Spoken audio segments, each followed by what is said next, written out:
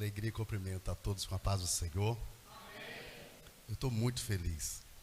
Louvo a Deus pela vida do pastor Marcel, essa visão maravilhosa que Deus tem te dado. Que o Senhor continue te abençoando e continue colocando homens e mulheres fiéis ao seu lado para que esta obra continue avançando cada vez mais. Amém? Glória a Deus. Estou feliz por também estar ministrando em uma igreja missional e missionária, uma igreja que de fato faz a obra de Deus, a obra missionária. Amém? Louvo a Deus pela vida do pastor Elias, né? Mandou um abraço, né, a esta igreja. Pastor Elias, muito amigo meu, né? Ele, enquanto eu estava ali no Amapá, a igreja, quando ele pastoreava ali em São Sebastião da Vargem Alegre, eles foram nossos parceiros missionários ali como nossos mantenedores, né? E eu louvo a Deus pela vida do pastor Elias e também pela vida do pastor Marcel. Amém? Abra sua Bíblia, por gentileza, em Atos dos Apóstolos, capítulo 9, versículo 15. Atos 9 e 15. Glória a Deus. Nós vamos nesta noite, mais uma vez, ter um encontro com o Espírito Santo para nos conscientizar acerca da obra missionária. Amém? Glória a Deus. Mas o Senhor disse a ele: ide pelo caminho, porque ele é um vaso escolhido. Vou ler de novo. Mas o Senhor disse a ele: ide pelo caminho, porque ele é um vaso escolhido. Amém? Podeis assentar. Como o pastor disse, nós somos missionários, né, dos Gedeões, ali de Santa Catarina. Nós somos de Muriaé, e desde cedo meu pai ele dizia para mim: meu filho, Deus tem uma grande obra na sua vida. E todos os dias praticamente ele me contava que eu era um milagre. Eu, antes dos 5 anos de idade, eu fui desenganado pelos médicos. Os médicos não sabiam um problema que eu tinha, até que depois de muitos e muito sofrimento e muita oração, eu fui operado, né? Tinha uma pedra desse tamanho na minha bexiga. Até os médicos ficaram apavorados, né? Por muitos anos essa pedra, ela ficou no Hospital São Paulo, e os médicos ficavam analisando como é que pode uma pedra tão grande, né, dentro de uma criança tão nova. E logo após a cirurgia, pastor, né, parecia que estava tudo certo. E eu pedi para que meu pai pudesse me colocar em cima de uma caixa de água, aquelas caixas antigas de concreto. E eu estava olhando lá de Eugenópolis, lá para baixo. Ele estava armando um circo. E de repente a minha cirurgia explodiu. E a minha mãe ficou desesperada e correndo o carro para voltar para Muriaé. Fiquei muito tempo. E os médicos disseram: olha, é só um milagre na vida dessa criança. Mas o milagre está aqui nessa noite. Amém? Glória a Deus. E quando a gente ouve nossos pais falando dos milagres da nossa vida, isso é muito gostoso, porque eu sempre entendi que Deus tinha algo realmente comigo. E aos 8 anos de idade, Deus usou uma irmã em profecia e disse: você vai ser um pastor, vai em lugares longe e vai levar a minha palavra. Queridos, cabeça de criança, eu imaginei assim: eu não quero ser pastor, eu quero ser diácono. Eu não quero ser pastor, eu quero ser diácono, porque para mim ser pastor eu vou ter que ser muito velho. Até eu ser velho, né, depois dos meus 60 anos, né, que era muito comum, né, os pastores, né, iam, né, serem ordenados, né, já com muita idade, né, de 50 para frente. Eu pensava assim: não, eu quero ser um diácono na casa de Deus, porque eu olhava os diáconos para lá e para cá na casa de Deus. Eu quero ser um diácono. E lá, aqui, né, em Muriaé, no bairro Santana, ali tinha um diácono chamado Sebastião. E aquele diácono era tão usado por Deus, que eu disse assim: quando eu crescer, eu quero ser um diácono igualzinho o Sebastião. Porque o Sebastião fazia nós orar pelos enfermos, o Sebastião fazia nós expulsar demônios. E eu disse: quando eu crescer, eu quero ser um diácono assim, cheio do Espírito Santo. Amém? E eu fui crescendo e sempre apaixonado com a obra de Deus. Eu lembro que quando fazia apelo, quem quer fazer a obra de Deus, eu sentava geralmente no primeiro banco e era o primeiro a lançar na frente do altar, dizia: Deus, me usa para fazer a sua obra. Nós somos de uma família bem simples, né? E a gente, muito simples, a gente começa a trabalhar muito cedo. E eu comecei a trabalhar numa fábrica de banana. Vou chegar, olha para você ver que tudo tem uma introdução na vida da gente, né? Deus vai trabalhando, né, de forma paulatina na nossa vida. E aí eu fui trabalhar numa fábrica de doce, e ali naquela fábrica eu falava de Jesus, e as pessoas que trabalhavam naquela fábrica diziam: você incomoda muito, você fala muito de Jesus, você só fica falando de Jesus. Eu digo: vou falar de quê se não falar de Jesus? Né? E fui crescendo até que um dia, irmãos, eu ouvi falar, né, da obra missionária, irmãos, porque acredite, na igreja onde eu congregava, não podia falar de missões, não podia pregar sobre missões, embora sendo uma Assembleia de Deus. E quando nós começamos a falar sobre missões, nós passamos muita luta, muita dificuldade. Tentaram calar de todo jeito, mas quanto mais eles tentavam calar, mais Deus levantava jovens cheios do Espírito Santo. Sabe o que é uma coisa extraordinária? Deus levantar jovens e adolescentes. E foi assim que Deus começou a fazer. E nós fomos envolvendo com a obra, né? Me batizei aos 15 anos de idade. E aos 15 anos eu comecei a trabalhar junto com o presbítero Gerbert. Não sei se vocês conheceram ele, mas nós fomos trabalhar ali em Itamuri, Patrimônio dos Carneiros. Nós fomos trabalhar ali no Capitinga. Alguém conhece esses lugares assim? Hã? Conhece, né? Então, nós trabalhamos em Itamuri, né? Tinha uma igrejinha, irmãos. Olha, eu tinha 15 anos de idade. E nós começamos a trabalhar naquele lugar. Nós chegamos, só tinha 3 pessoas.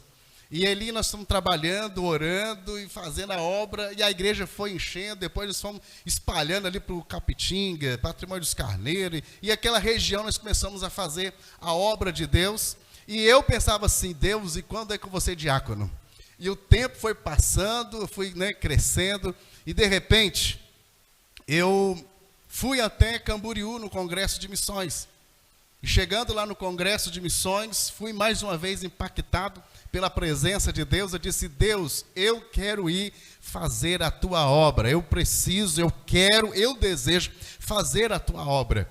E eu fui trabalhar, né, como pintor, e o dono de uma grande fábrica lá em Muriaé disse assim: eu não sei que eu vi em você, e eu vou te contratar para trabalhar. E eu olhei para ele e disse assim: que bênção, né? É de Deus esse negócio. E imagina, né, há 25 anos atrás, você ganhando 4 salários mínimos, era um bom salário, né? E eu pensei assim: é de Deus. E ao terminar aquela empreitada de pintura, irmãos, né, eu e João, vários outros jovens, aquele homem olhou para mim e disse assim: assim que terminar, eu vou assinar a sua carteira. E eu fiquei muito feliz, porque a gente entende que tudo que vem de bênção, a gente acha que tudo é bênção, acha que tudo é Deus que está fazendo. E eu fiquei muito feliz, comecei a fazer projetos, pensei: vou ajudar minha mãe, vou ajudar meu pai, vou ajudar minha família. Agora, né, agora as coisas, tá bom, agora Deus resolveu me abençoar.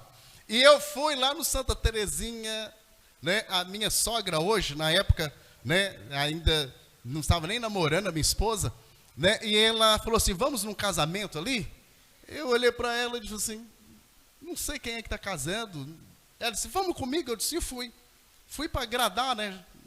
Primeiro a gente ganha a sogra, né? E aí, eu fui, irmãos, naquele casamento. Quando eu cheguei naquele casamento, eu fiquei pensando assim: o que eu estou fazendo aqui, pastor Marcel? O que eu vim fazer aqui? Eu estou aqui de penetra nessa festa, ninguém, nem a minha sogra, né, me convidou para vir aqui, eu sentado, e tinha umas irmãs bem sentadas do meu lado, e a gente começou a falar sobre Deus. De repente, irmãos, aquela irmã levantou para mim e disse assim: filho, o Senhor manda te dizer algo. Eu disse: pronto, agora ela vem, quer ver? Essa porta não é eu que abri para você. Não sou eu que abri essa porta. Meu filho, essa porta quem abriu é o diabo, porque ele quer te segurar para você não ir e fazer a minha obra. Irmãos, quando você ouve um não de Deus, não é fácil. Não é fácil. Você que está servindo a Deus, nós precisamos a cada dia aprender a ouvir o não de Deus.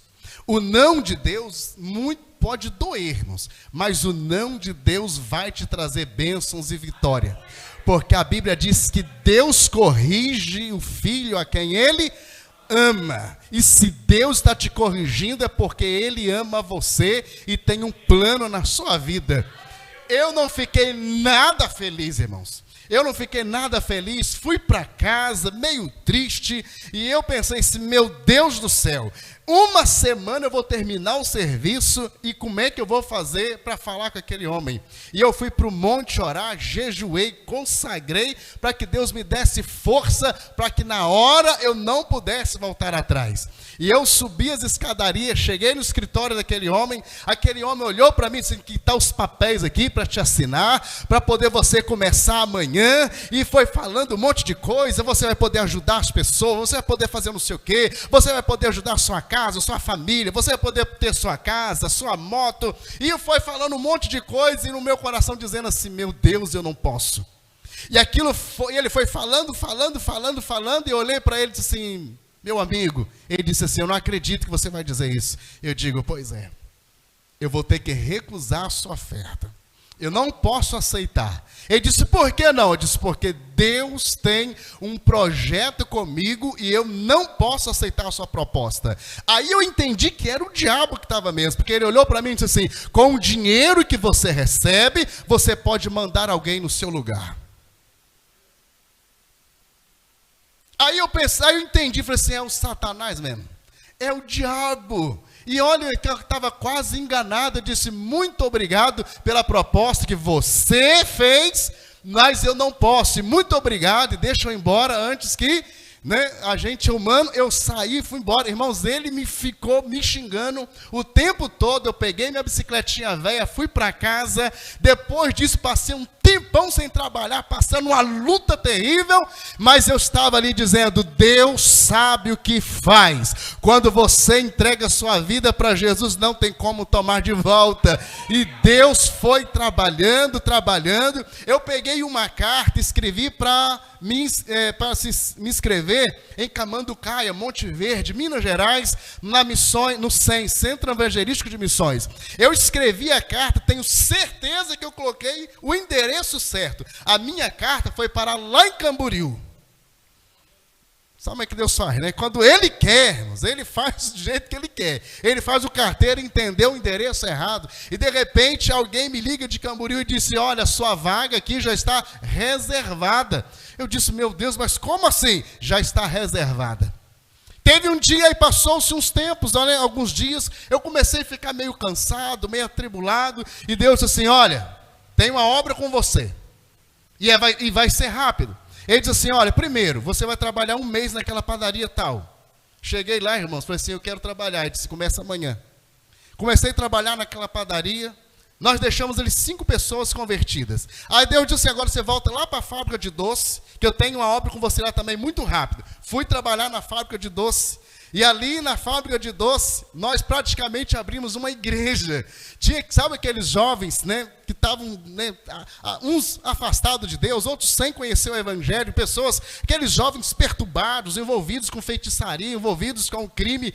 Meus irmãos, aquele lugar, quando a gente entrava ali naquela fábrica de doce, era xingo, era música, era uma brigaiada medonha. Depois que nós começamos a falar de Jesus naquele lugar, a gente chegava, os meninos estavam cantando, estavam falando em mistério, estava glorificando a Deus, e a dona da fábrica olhou para mim e disse assim, você veio abrir uma igreja aqui dentro? Assim, eu não, mas Jesus está fazendo, Jesus está salvando, e Jesus quer salvar a senhora também. Ela disse assim, olha, eu ainda estou um pouco difícil, assim, a senhora que pensa, mas ela disse assim, mas eu percebi que houve uma mudança muito grande na vida desse jovem. Eu disse, quem muda é Jesus.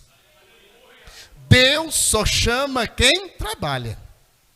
Deus não chama quem cruza os braços, fica inventando desculpa, inventando problema. Deus só chama quem já está com a sua mão no arado. E de repente, meu irmão, quando surgiu a vaga, a minha mãe ficou chorando, meu pai ficou chorando, minha família ficou chorando, mas eu fui chorando com a minha maleta, minha malinha dentro do ônibus, e fui parar lá em Camboriú, 3 anos e meio de estágio.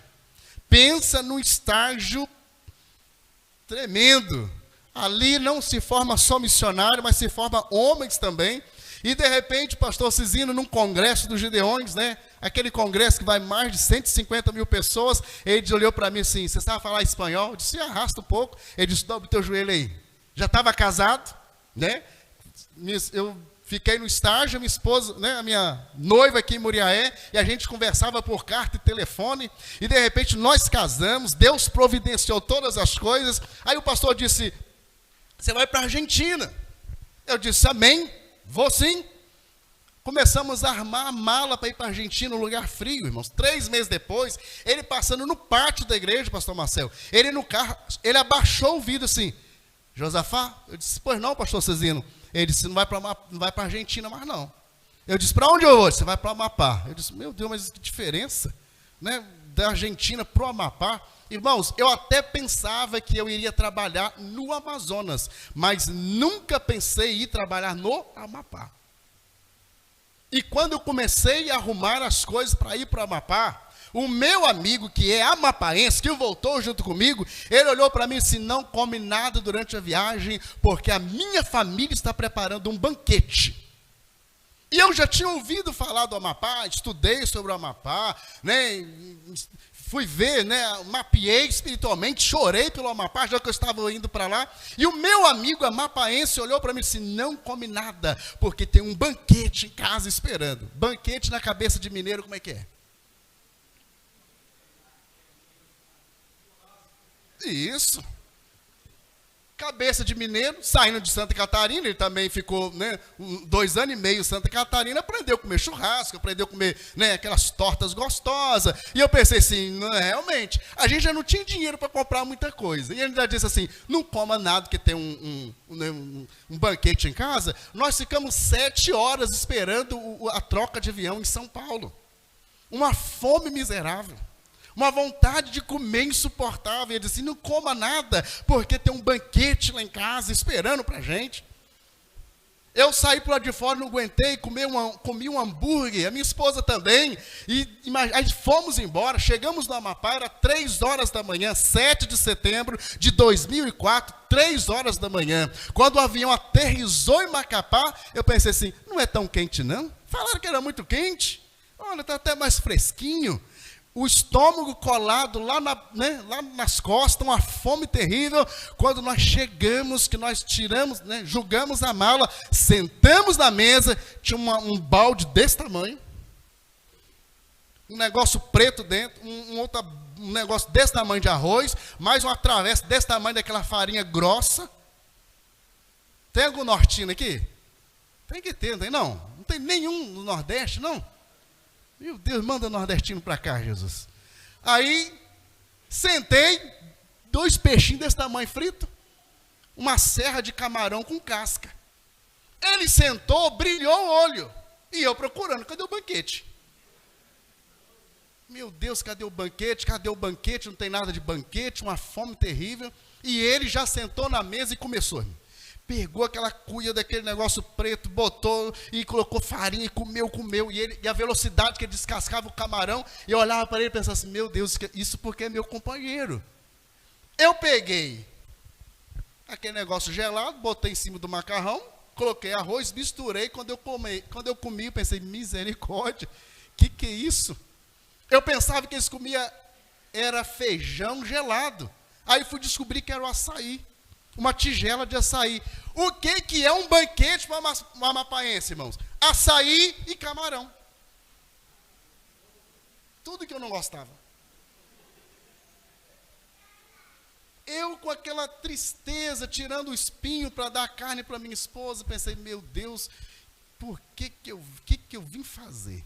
Minha primeira prova, irmãos, tomar açaí com arroz misturado. Quando ele viu que eu não estava gostando, ele disse assim, se você quiser, você pode tomar só açaí com a farinha. E eu falei assim, tá bom. 3 horas da manhã, tudo fechado. Peguei o açaí, coloquei a farinha, comi de novo, quase quebrei o dente de Jesus. Que luta é essa? A minha esposa olhava para mim e falava, fazer o quê, né? Peguei o açaí, botei umas 3 colheres de açúcar, aquilo ficou mais ou menos, sabe? Porque quando você come pela primeira vez o açaí, ele não é tão saboroso. O que vocês comem aqui, ó, sinto muito, não é açaí não, tá? O açaí mesmo, quando ele está madurinho, você come, ele é meio adocicado. É muito gostoso. Depois que você come umas 3 vezes, você não quer largar mais. Mas naquele dia, irmãos, eu olhei para ele assim, mas me deu uma vontade assim de fazer uma oração bem pesada para ele quebrar uns 2 dentes, porque uma fome terrível, e a gente foi tentando, para dormir. Quem diz que a gente consegue dormir, irmãos? Parece que havia um exército, milhares de Carapanã. Ele te dá uma surra e você quer dormir, você não dorme. No outro dia, ele levantou tranquilo, olha, com fome, sem dormir, mordido por Carapanã, um calor terrível. Eu disse, meu Deus, para onde o Senhor me mandou? Para onde o Senhor me mandou, Jesus? No outro dia, quando era 10h30 da manhã, eu olhava para minha esposa, pastor, ela estava desmaiando. Um calor terrível. E eu disse assim, meu Deus, mas o Senhor me mandou para cá, o Senhor há de se revelar o que o Senhor tem comigo aqui. Fui conversar, pastor Marcel, com o presidente, pastor Otto, já está na eternidade, pastor Otto lá em Macapá, porque eu fui para trabalhar numa área missionária em Macapá. Macapá é a capital do Amapá. Conversei com ele, ele falou assim, olha pastor, é o seguinte, sabe aquela igrejinha que você viu lá na beirada da pista? Eu falei, sim. Ele disse, pode dirigir ela. É sua, pode dirigir. Eu olhei e falei assim, glória a Deus, já tinha umas 15 pessoas, pastor. Aí eu disse, meu Deus, já está ótimo, 15 pessoas, já está ótimo, já está uma bênção, fiquei todo feliz. Aí o pastor Otto pegou, me abraçou, me acolheu. Ele disse assim, meu filho, você recebe alguma coisa do Gideão? Eu falei assim, sim, pastor, recebo uma ajuda dos Gideões. Ele disse, eu vou te dar mais uma ajudazinha para você, né, porque senão você vai morrer de fome aqui mesmo. Vou te dar mais uma ajudazinha e você vai seguir a obra. Seja bem-vindo ao Amapá. Irmãos, eu saí dali feliz, eu disse, a obra já começou. E a minha esposa feliz, tomamos um suco de taperebá, aquele suco gostoso. Eu fui para casa, feliz da vida, e fui, estava na casa desse meu amigo. Quando eu saí por lá de fora, encontrei um outro amigo meu. Esse outro amigo meu disse, vamos lá conversar com o presidente? Disse, vamos. Entrei no carro dele, na época era um carrinho bem simples. Entrei, cheguei lá no gabinete do pastor. O pastor olhou para mim e disse, você que veio lá, de Santa Catarina, tal. Sim, pastor. Eu já conversei com o pastor Otto e disse, eu queria te fazer uma proposta. Eu disse, qual é a proposta, pastor? Eu queria que você viesse trabalhar comigo. Aí eu olhei para ele assim, como é que você diz não para um presidente da convenção? Ele disse, pastor, eu vim aqui para servir. O pastor Cisino me enviou e disse que eu estou à disposição do senhor. Eu estou aqui para servir a igreja do Amapá e o senhor é meu pastor. E o senhor, meu pastor, nada me faltará. Ele olhou para mim e disse, então, muito bem, a partir de hoje você vai congregar comigo, vai estar aqui comigo. E eu pensei assim, se ele me oferecer uma de 15, ele deve me oferecer uma de 20. Vai me oferecer uma coisa melhor ainda, maravilha. Saí do gabinete, ele disse, vai conversar com o secretário de missões. O secretário de missões, quando olhou para mim, me abraçou e disse, eu estava orando por você. Eu disse, glória a Deus. Ele disse assim, rapaz, o pastor me disse para poder te levar para você ver 3 campos missionários. Eu digo, vamos, pois não. Ele disse, você pode escolher 3 campos missionários para você trabalhar. Ele disse, o primeiro chama-se Sucuriju. Você não tem ideia, irmãos. Entra no Google depois. Aí ele olhou para mim e disse, tem o Sucuriju, tem o Torrão do Matapi e tem uns ramaus lá no Pracuúba. Eu digo assim, por mim tanto faz, não sei nem qual que é. Ele olhou para mim assim, mas eu acho que para você para o Sucuriju não dá ainda não. Mas lá para o Torrão acho que dá. Eu disse, então vamos para o Torrão? Ele disse, da semana que vem, nós vamos lá visitar o campo missionário. Irmãos, pegamos uma estrada de chão esburacada, poeira, mas poeira. Entramos dentro de um quilombo. Sabe aquelas pessoas assim que nem olham na sua cara? Você dá bom dia para eles, parece que você está insultando eles. E principalmente que a gente, que eles olham para a gente, já tem umas características, E eles olham, não te responde nada. E eu esperando o lugar, Estou lá, andei na vila. Quando eu comecei a vila, Voltamos, eu disse, cadê o campo? Ele disse, esse aqui. Eu digo, esse aqui é o lugar? Ele disse, aqui é o quilombo do Matapi. É aqui que você vai trabalhar. E aqui você sabe que o evangelho não entra fácil. Olhei para um lado e falei assim, tem algum crente? Ele disse, tem não. Tem igreja? Tem não. O que tem? Não tem nada. Não tem nada não. Tem gente. Tem um monte de gente para você ganhar. Eu falei assim, tá bom. Irmãos, pensa num peso espiritual. Um peso espiritual terrível. Quando nós voltamos para a cidade, Deus colocou no meu coração e disse assim, ore e jejue durante 30 dias. Não jejuei 30 dias direto, jejuei, paulatinamente. 30 dias. E fui orando, eu e minha esposa, orando e jejuando. Na próxima vez que nós voltamos naquele lugar, nós percebemos que o clima estava mais diferente, estava diferente o lugar. Quando nós começamos a conversar com alguém, irmãos, a gente ia para conversar com aquelas pessoas, eu desse tamanho, lá só tinha negão desse tamanho assim, ó. Só minha esposa de branca. Sabe aqueles negão bonito mesmo? E aí, queridos, quando a gente olhava para aquelas pessoas, a gente percebia aquela raiva que eles tinham. Depois nós vamos descobrir por quê. Mas nós descobrimos que tinha alguma coisa diferente. E depois nós descobrimos também que 3 missionários tentaram entrar naquele lugar. O primeiro missionário empostaram de manhã ele foi embora. O segundo empostaram de manhã, de tarde ele foi embora. O terceiro, irmãos, ele foi expulso da vila. E ele saiu com a marca Tramontina nas costas. Se é que vocês me entendem. Porque o missionário vai para ganhar almas, E o missionário foi lá, e tem pessoas que não vai para ganhar ainda, vão para atrapalhar. Só que ele saiu com a marca Tramontina nas costas, porque lá eles usam uns testados desse tamanho assim. Quando eles não dão de corte, eles dão de banda. E aí esses foram, para você ter ideia, irmãos, eu estou desenhando para vocês terem ideia, o lugar para onde Deus manda a gente. Nesses 30 dias que nós oramos e jejuamos, tinha 2 feiticeiras. Essas 2 feiticeiras, elas mandavam no lugar. Pensa num quilombo desse tamanhozinho, irmãos. Mas vinha gente de tudo quanto é lugar do estado para receber audiência com aquelas pessoas, aquelas 2 senhoras. E é por isso que o evangelho tinha dificuldade. Mas quando você faz a obra de Deus por obediência, obedece o chamado de Deus, irmãos, a Bíblia diz, aonde pisares a planta do teu pé, ali, aquele lugar será vosso.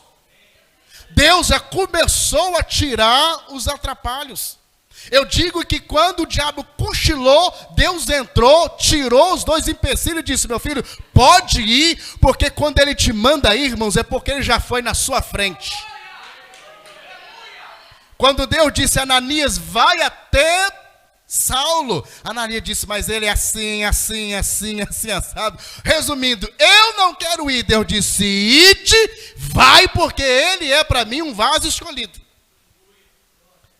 Porque a gente pensa, irmãos, que Deus vai falar, ide, mas ide só os bonzinhos. Irmão, se Deus salvasse só os bonzinhos, eu não estaria aqui.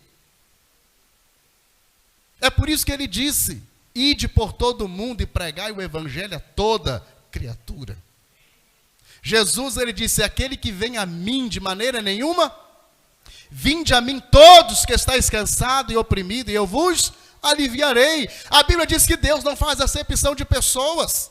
A alma do brasileiro, do nortista, do sul, tudo tem o mesmo valor.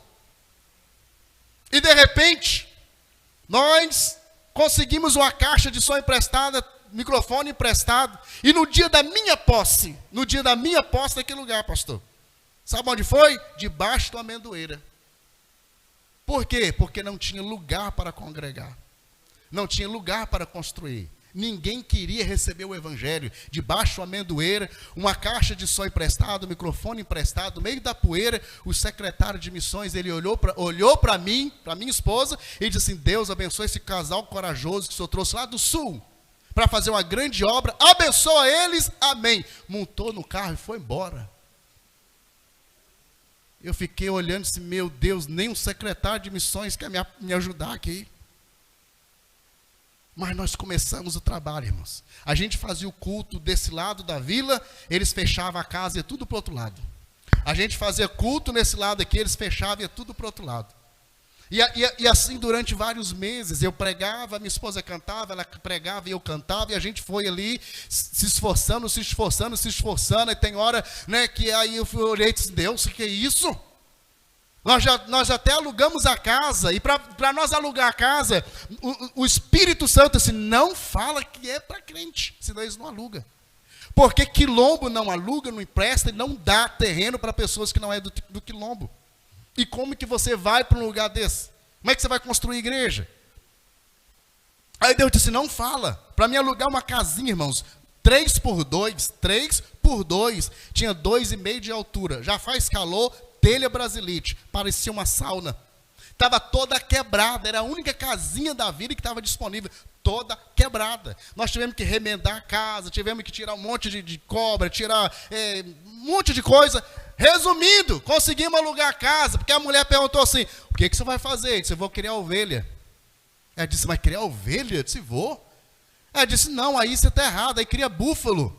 Aí não dá para criar ovelha. Eu disse, não, mas nós vamos criar ovelha. Eu disse, então eu quero ver qual é a ovelha que o senhor vai criar. Porque se eu falasse, não estou vindo aqui pregar o evangelho, imediatamente eles não alugariam.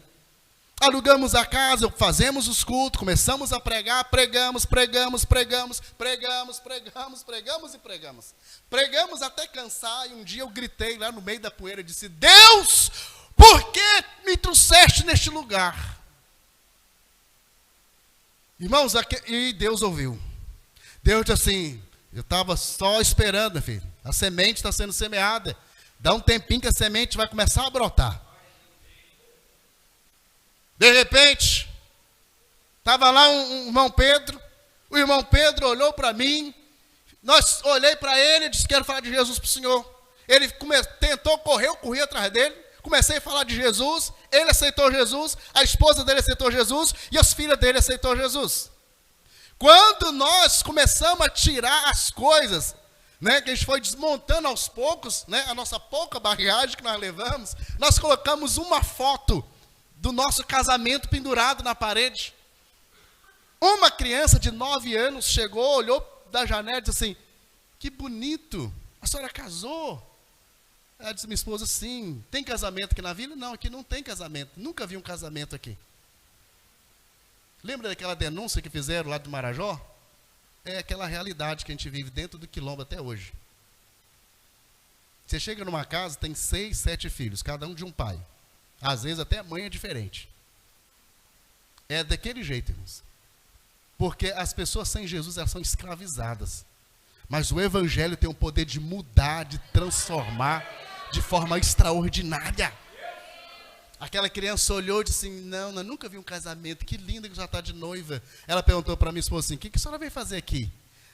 Aí a minha esposa assim, nós viemos falar de Jesus. Ela disse, quem é Jesus? Aí minha esposa disse, você não conhece Jesus? Ela disse, não conheço Jesus. Quem é Jesus? Ela disse, mas Jesus, você nunca ouviu falar de Jesus? Jesus, né, nasceu lá em Belém, no Natal. Ah, sim. Não, mas eu já ouvi falar da mãe dele. A mãe dele, a gente sempre ouve falar e tal. E nós começamos a falar de Jesus para aquela criança de 9 anos. Aquela criança chorava desesperada. Ela olhava para mim e perguntava assim, mas esse Jesus me ama? Eu disse, ama. Ele disse, mas se Jesus fez tanta coisa boa, ele me ama mesmo, ama. Eu disse, você quer entregar sua vida para Jesus? Ela disse, mas se ele me aceitar, eu falei, você já te aceitou faz muito tempo. Lá na cruz do Calvário, já te aceitou. Ela chorando entregou a vida dela para Jesus. Ediene. Sabe o que Ediene fazia, pastor? Ela, antes de começar o culto, ela passava de casa em casa chamando as crianças. Quando a criança vinha com a roupa, a roupa de cima, não vinha com a parte de baixo. Os pezinhos feridos, todo machucado de carrapato, maruim, tudo quanto é bicho que você pensar, e elas vinham. E nós não tinha banco confortáveis como esse. Graças a Deus que vocês têm, sejam gratos. Sabe qual era o nosso banco? Tijolos e pedaços de madeira. Ali eles sentavam, ali a gente começava o culto. Ministério infantil. Irmãos, 90% da obra missionária sempre vai começar com crianças. Os adultos já estão tudo fechado, mas a criança está com o coração aberto. E o coração da criança é quem chega primeiro. Se você chegar primeiro com o evangelho, você ganha uma vida inteira. Quem ganha um adulto, ganha uma vida, meia vida. Quem ganha uma criança, ganha uma vida inteira. Aquelas crianças davam dó. Sabe aquelas crianças criadas no meio da feitiçaria, da idolatria, da miséria? Aquelas crianças só cantavam calypso, só cantava brega, só cantava... Era uma coisa terrível, mas de repente aquelas crianças, os pais não vinham, mas permitiam as crianças virem. E depois os pais procuravam e disseram: missionário, o que o senhor fez com a minha filha? Minha filha não xinga mais, não briga mais, não está nem cantando mais as músicas. Ela chega lá cantando as musiquinhas da igreja, ela está uma bênção. Eu disse: Jesus também quer mudar a vida do senhor. Através de uma criança você pode ganhar muitas pessoas para Jesus. E foi a segunda alma que nós ganhamos. Depois disso, Deus foi fazendo coisas maravilhosas. E, olha só, passei perto do chefe da vila, seu Vilmar, o fundador da vila. Um dia, eu passando perto dele, ele olhou para mim e disse: amanhã você vem na nossa festa? Eu disse: não vou poder vir na sua festa.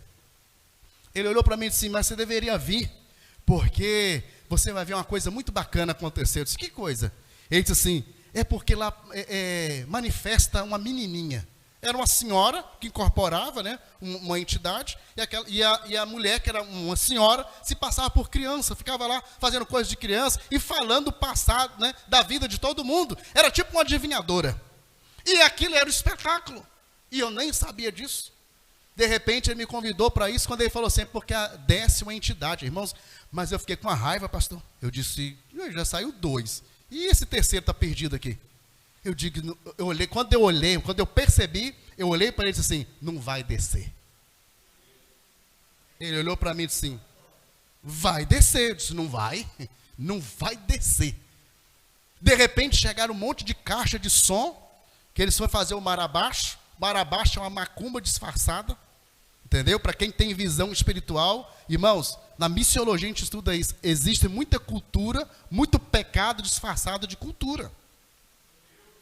O missionário, quando ele vai para esses lugares, ele tem que entender que o diabo, ele usa da cultura para escravizar as pessoas. De repente começaram aquele tambor, irmão, são 3 dias de batuque. 3 dias de cantiga. E de repente, irmãos, de noite, quando deu mais ou menos umas 10 horas, acabou a energia. Aí no outro dia, levantei, né, aí voltou a energia muito mais tarde. Passei calor, mas passei feliz. Porque eu disse: não vai ter essa bagunça aqui nessa vila mais. No outro dia, passei perto desse: bom dia, seu Vilmar. Ele olhou para mim e disse assim, mas bicudo, disse assim: bom dia nada. Eu digo: por que não é bom dia? Ele disse assim: porque a nossa festa, não viu o que aconteceu? Acabou a energia e não desceu. Mas hoje desce. Eu digo: não vai descer? Ele disse: mas hoje vai. Eu disse: não vai não. E fui para casa, dobrei meu joelho, minha esposa disse: Jesus amar esses demônios não vai descer aqui não. E batucaram, dormi debaixo da batucada deles. No outro dia eu levantei, feliz da vida, e disse: seu Vilmar, bom dia, seu Vilmar. Ele olhou e falou assim: e bom dia o quê, rapaz? Tem nada de bom dia, não. Ele disse: mas hoje desce. Eu digo: vai descer o quê? Ele disse: hoje desce a menininha. Eu disse: seu Vilmar, deixa eu dizer uma coisa para o senhor. Jesus me trouxe para cá, e esse lugar que não pertence mais ao diabo. Esse lugar pertence a Jesus e não vai descer. Ele disse: eu duvido se não vai. Nós vamos fazer de tudo para ela descer. Fazer de tudo dá para entender, né? Nós vamos fazer de tudo para ela descer. Eu digo assim: eu vou orar e não vai descer. Irmãos, no terceiro dia, na hora de estourar os foguetes, estourava tudo em cima de casa. Estourava tudo para cima de casa, aquela bagunça, e nós orando: Jesus nos guarda, ele só não deixa esse telhado cair em cima da nossa cabeça. O que o diabo fizer para lá de fora aí, ele só não pode entrar aqui dentro de casa. E oramos, no outro dia ele olhou para mim e disse assim: rapaz, eu já estou até desconfiado. Por quê? Disse que esse santo seu é forte, hein? Eu disse: eu não imagino.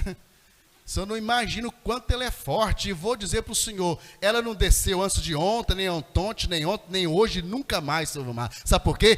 Porque eu já mandei esses demônios embora. E aqui é só Jesus que manda nesse lugar. O seu Vilmar olhou para mim e disse assim, olha, vou te dizer uma coisa para você. Eu sei que tem alguma coisa de Deus na sua vida, só que tem um porém. Eu nasci na minha religião, vou morrer na minha religião.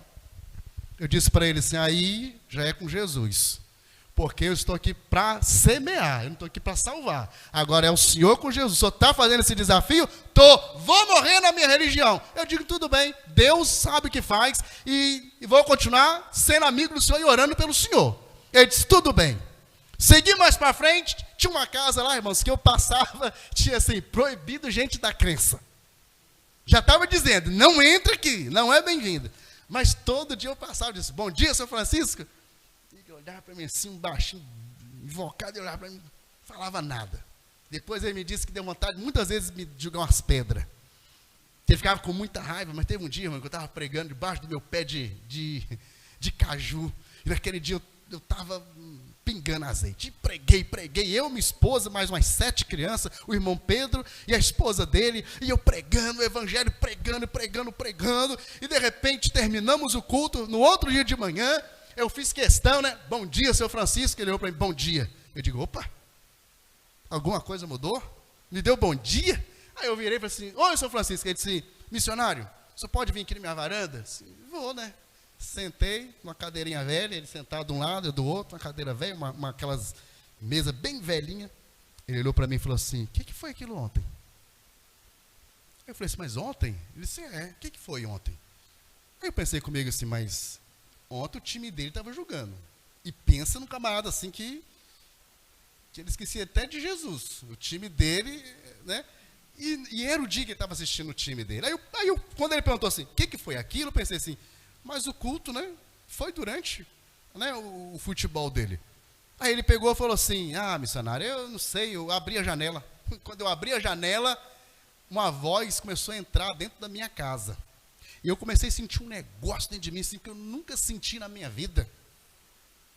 O que é aquilo? Fala para mim. Aí eu sentei e comecei a falar de Jesus para ele. Irmãos, aquele homem chorava. Colocou uma xícara de café. Eu digo, Jesus já está fazendo a obra mesmo. Ele olhou para mim e disse assim, eu preciso desse Jesus. Aleluia. Eu quero esse Jesus. Eu preciso desse Jesus porque eu nunca na minha vida eu senti uma alegria tão grande como estou sentindo agora. Arrancou aquela faixa daquele lugar e ele começava a falar para todo mundo que a partir de agora ele era da crença. Alguém olhou para mim e disse assim, você não entra numa porteira assim, porque o camarada lá, ele é muito bravo, ele detesta crente, não entra lá de jeito nenhum. Um dia eu estava bem na minha casa, o Espírito Santo assim, pega a sua bicicleta. Peguei minha bicicleta, comecei a descer umas ladeirazinhas, né, orando para não encontrar nem com onça, nem com búfalo, e eu fui embora, fui andando. De repente, o Espírito Santo falou assim, entra aí, entra nessa porteira. Eu esqueci de estar, irmãos, a gente está ouvindo a voz de Deus, tentei abrir a porteira, estava fechada, peguei a bicicleta, joguei para o outro lado, desci, montei na bicicleta no meio do trilho e fui embora. Quando eu cheguei lá embaixo, tinha umas 6 pessoas trabalhando, né? Era um sítiozinho trabalhando. De repente para uma caminhonete do meu lado, um homem grande sobe, olhou para mim e disse assim, o senhor é missionário da vila? Eu disse, sou sim, senhor. Aí o empregado disse, tenente, eu disse, sangue de Jesus tem poder. Me falaram tanto para não vir nesse lugar, e olha onde o senhor me mandou. Ele passou, voltou e subiu, chamou os funcionários. Eu pensei assim, ele vai me dar uma surra, vai me humilhar no meio desse pessoal aqui, vai dizer que não é permitido, um monte de coisa. Ele reuniu o pessoal e disse, a partir de hoje, toda vez que o missionário entrar aqui, deixa tudo que vocês estão fazendo e vai ouvir a palavra de Deus.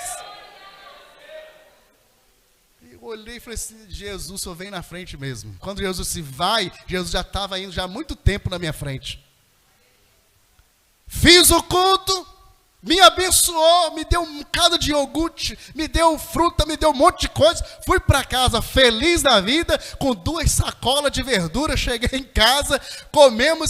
Na outra semana eu voltei, fui fazer o culto, fizeram direitinho. Tinha uma varandinha, né? Um fundo verde, lembro até hoje. Peguei uma mesinha, abri a Bíblia, comecei a falar de Jesus. Lá atrás tinha um senhor, ele chorava muito. Fiz o apelo, ele veio à frente, entregou a vida dele para Jesus. E ele dizendo assim, Fui presbítero durante 18 anos. Destruí minha família. Vim para bem longe e disse assim, eu não quero saber mais do evangelho, eu não quero mais saber de igreja, e eu vou pegar o lugar mais distante que eu puder, para ninguém falar de Jesus para mim. Aquele homem chorava e dizia assim, eu fugindo de Jesus, e Jesus me encontrou no meio desse mato.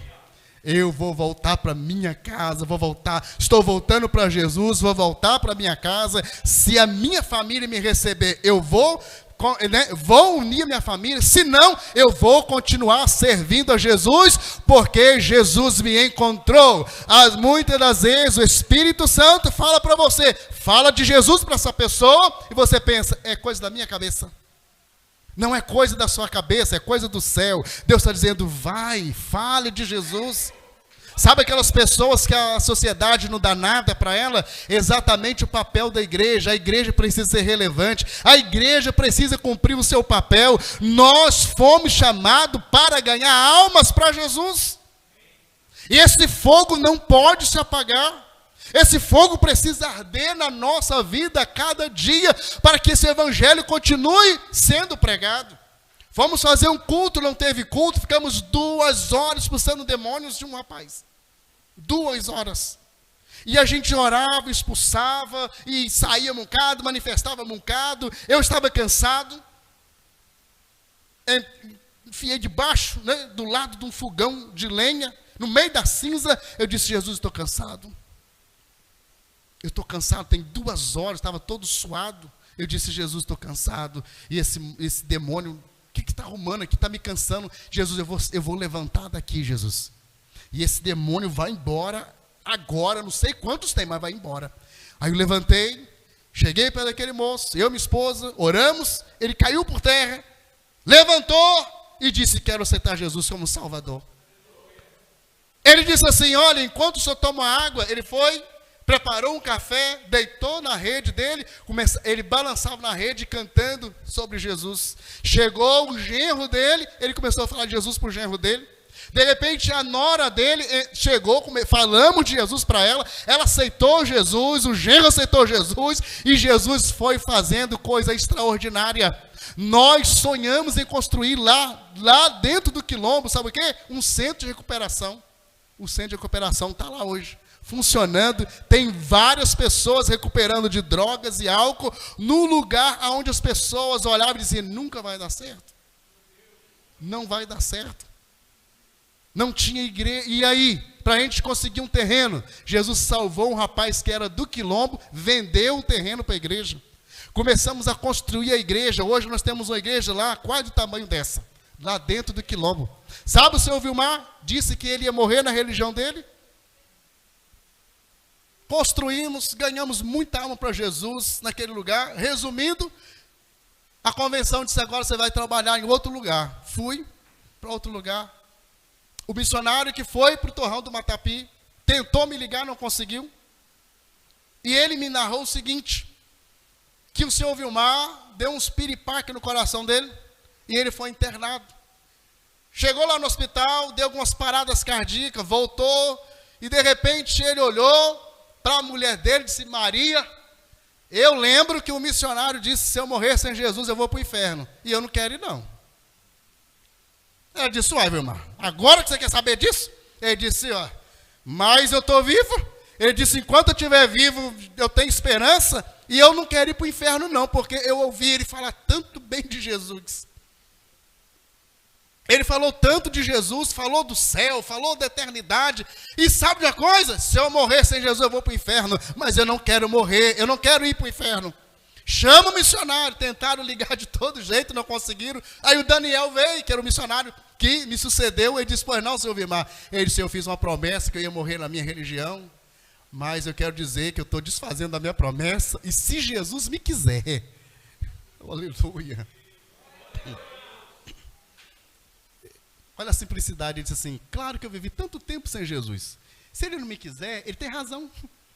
Ele tem razão se ele não me quiser, né? Porque... Mas, se ele me quiser ainda, aleluia, eu gostaria de entregar minha vida para Jesus. Ele reúne a sua família, chama os seus filhos e diz assim: eu estou partindo com Jesus. E se vocês quiserem me encontrar, vocês façam o mesmo. Seu Vilmar aceitou Jesus como Salvador, partiu para a eternidade. Jesus salvou todos os filhos dele. Aleluia. Aleluia. Teve um dia, pastor Marcelo, que eu fui pegar umas pedras para construir a igreja. E eu estava indo só com uma bota pequena. O moço que me cedeu o espaço disse: bota uma bota grande, porque aí tem muita cascavel, tem muita camboia. E eu sentei numa pedra daquela, juntando pedras, né? Não é pedra brita, não, uma pedra específica lá do norte, meio areienta, que é usada na construção. E eu disse: Deus, eu estou tão cansado. E disse: Deus, eu vou embora. Vou pegar minhas malas e vou retornar. Porque assim, o missionário, ele... Algumas pessoas, irmãos, acham muito bonita a obra missionária. A obra missionária é bonita mesmo. Mas o missionário é ser humano, igual você. O missionário sente saudade. O missionário dá vontade de comer a comida da terra dele. O missionário adoece. O missionário, quando quebra a bicicleta, não tem ninguém para ajudar. E eu olhei e disse: Deus, eu vou embora. De repente uma mão bateu e disse assim: filho, só mais um pouquinho. Só mais um pouquinho. Ainda não terminou não. Quando você está numa igreja que tem muito missionário, irmãos, fica difícil. Porque se você ganha 2 sacos de cimento, você não quer ver o seu amigo partir de mão vazia. Você ganhou 2 sacos de cimento, você só traz um. E o secretário de missões reuniu comigo e disse: não, nós vamos começar a obra lá. E eu tenho aqui 500 tijolos, tenho 5 sacos de cimento, 1 metro de areia para você vir buscar. Dá um jeito de levar. A gente gastava 2 horas de ônibus. Nesses ônibus que é de linha bem antigo. E naqueles ônibus que eles trazem tudo dentro do ônibus. Motor, galinha, porco. Tudo que você pensar atrás dentro do ônibus. E 2 horas de poeira e buraco. E nós ia até Macapá, de Macapá pegava um outro ônibus para ir para Santana. Chegamos lá, o secretário olhou para mim assim: rapaz, não tem. Eu saí dali meio triste. Meio não, bem triste. Eu e minha esposa andando, aquelas ruas, Macapá há 22 anos atrás, era extremamente precário, extremamente precário. Aí, sabe o que eu fiz? Eu sentei numa pedra. Sentei numa pedra e falei assim: Jesus, o Senhor me mandou para cá. O Senhor disse que ia suprir todas as necessidades. Pastor, eu senti de novo aquela mão batendo no meu ombro, disse assim: levanta. Quando eu levantei, parou um carro vermelho do meu lado, disse: o senhor é missionário lá do Amapá? Eu disse: sou. Ele disse: Deus tocou no meu coração, vai lá em casa que eu tenho um presente para você. Quando eu cheguei na casa dele, ele disse assim: olha, é o seguinte, eu tenho 50 sacos de cimento para você. Eu tenho 4 metros de areia, tenho 4 metros de brita. E tudo isso e mais umas ferragens, tudo isso Deus mandou te dar para você, para a obra. Aonde eu olhava e pensava assim: Deus, nós não tem recurso nenhum. Deus mandou, abarrotou de material e nós começamos a construir o templo. E as pessoas estão lá adorando o nome de Jesus. Eu digo para você, irmãos, sabe essa oração, esses clamores que vocês fazem aqui? Vocês podem ter certeza, irmãos, Deus responde no campo missionário. Enquanto eu estava ali capinando o quintal para poder fazer a obra, quando eu fui pegar um tijolo, pastor, eu senti uma mão me empurrando para trás. Quando eu peguei a enxada, que eu empurrei o tijolo, a camboia bateu assim que os dentes dela arranhavam na enxada. Eu fui para o tal do Sucuriju. Cheguei lá no Sucuriju, uma igreja toda de madeira, avivada, não tem água. A água lá ele escolhe durante a chuva. Toda a água durante a chuva, eles não pensaram de tudo para não perder. Eles pegam ela e colocam dentro de uma cisterna. A gente toma banho com 1 litro de água. E uma família, ela usa 200 litros de água por semana. Aquela água para lavar, cozinhar, fazer o que quiser. Toda sexta-feira eles levam aqueles tambor azul empurrando na ponte de madeira. E ali a gente fazendo a obra. De repente terminou o culto. Eu fui escovar o dente, porque geralmente o banheiro no norte, a casa aqui, o banheiro é 10, 15 metros de distância. Porque lá não tem tratamento, então tudo é fossa. Eu no meio da ponte de madeira, escovando o dente, escutando um negócio, clec, clec, lá no meio do mato. Eu disse, quando você escuta um negócio balançando, a primeira coisa que a gente faz é o quê? Não é cruz credo não, né? É sangue de Jesus tem poder, né? Eu disse, o sangue de Jesus tem poder. Tem alguma coisa errada no meio desse mato. Escuro, muito escuro. Enfiei atrás de uma caixa d'água, só tinha um tantinho assim de água. E eu olhava aquele negócio, meu Deus, tem alguma coisa errada no meio desse mato aí. Chamei o pastor, disse, tem alguma coisa errada. Disse, não tem nada não, rapaz, isso não é nada não. Eu disse, tem sim, rapaz, tem alguma coisa aí. Já repreendi, em nome de Jesus. No outro dia de manhã, quando a esposa dele foi estender o vestido, ela olhou, a onça estava com o bote armado. E quando ela deu o bote, ela bateu numa madeira que tinha na varanda. A onça perdeu o bote. O sangue de Jesus, o Jesus estava dentro de casa, amarela, pálida, 5:30 da manhã, ela desesperada, porque a onça deu o bote nela. Quem é que estava de noite lá na ponte? Deus fecha a boca de onça, irmãos. A gente olha, quando a gente olha o Daniel lá, Jesus fechando a boca, é nessas horas que eu disse, meu Deus do céu, como que Deus cuida da gente. Mas sabe o que é isso? Deus protege os missionários, Deus guarda os missionários. Quando a gente sai para ir fazer algum trabalho, o rio está lá embaixo. Quando a gente volta, o rio está dessa altura. E quando você passa, irmãos, você olha na copa das árvores, você consegue ver as cobras na copa das árvores. Quantas vezes a cobra cai do lado do seu barco? Por que eu estou falando isso?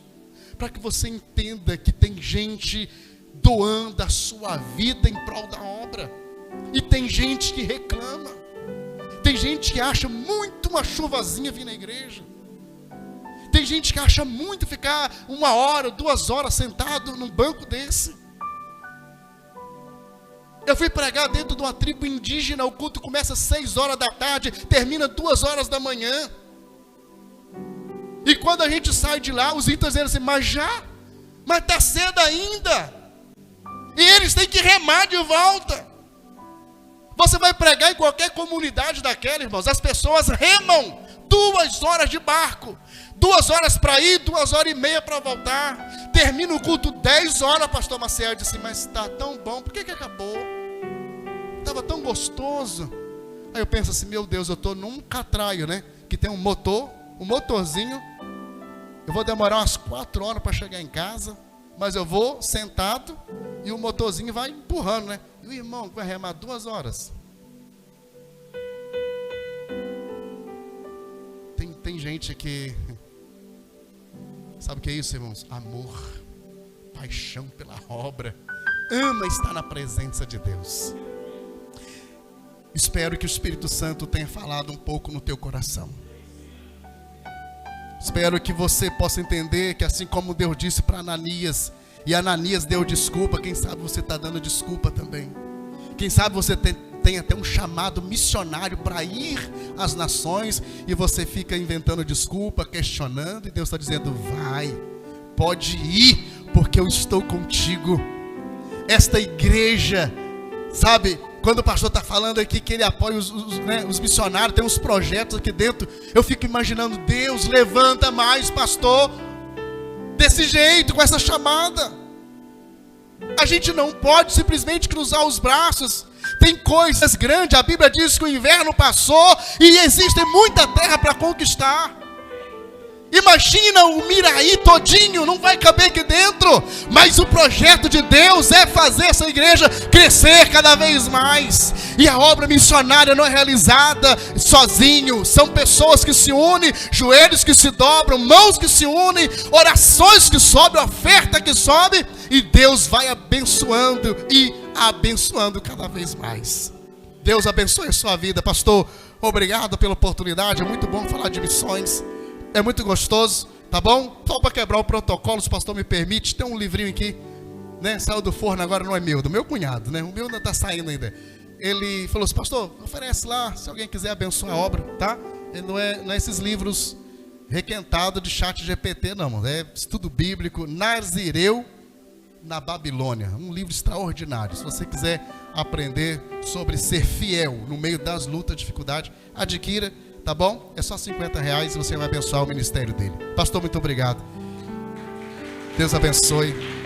Peço que vocês orem por mim, minha esposa e minhas 4 filhas, tá? Jesus deu 4 filhas.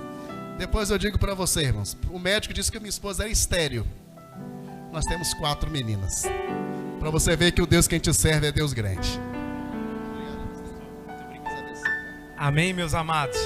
Glória a Deus, fique de pé em nome de Jesus. Eu quero desafiar você durante esse mês de julho, orar por missões, orar pelos missionários que a igreja apoia.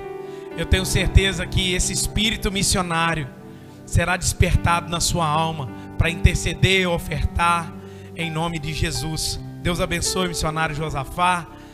Palavra abençoada aos nossos corações.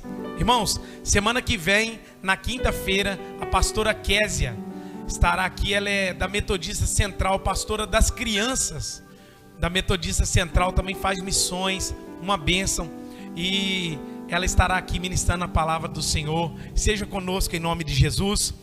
Sábado à noite nós temos reunião com toda a igreja, prestação de contas do primeiro semestre de 2026, em nome de Jesus.